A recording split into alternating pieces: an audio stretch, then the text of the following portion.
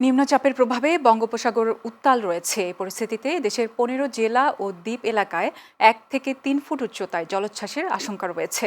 আজ আবহাওয়া অধিদপ্তরের আবহাওয়াবিদ মোহাম্মদ শাহিনুল ইসলামের সই করা বিশেষ বিজ্ঞপ্তিতে এই তথ্য জানা গেছে। এতে বলা হয়েছে, পশ্চিমবঙ্গ ও তৎসংলগ্ন উত্তর পশ্চিম বঙ্গোপসাগর এবং বাংলাদেশের উপকূলীয় এলাকায় অবস্থানরত নিম্নচাপটি পশ্চিম উত্তর পশ্চিম দিকে অগ্রসর হয়ে গত মধ্যরাতে পশ্চিমবঙ্গ ও তৎসংলগ্ন ঝাড়খণ্ডে অবস্থান করছে। এটি আরও পশ্চিম উত্তর পশ্চিম দিকে অগ্রসর হতে পারে। এর প্রভাবে উত্তর বঙ্গোপসাগরে বায়ুচাপের তারতম্যের আধিক্য বিরাজ করছে। উত্তর বঙ্গোপসাগর, বাংলাদেশের উপকূলীয় এলাকা ও সমুদ্র বন্দরের উপর দিয়ে ঝোড়ো হাওয়ার সম্ভাবনা রয়েছে।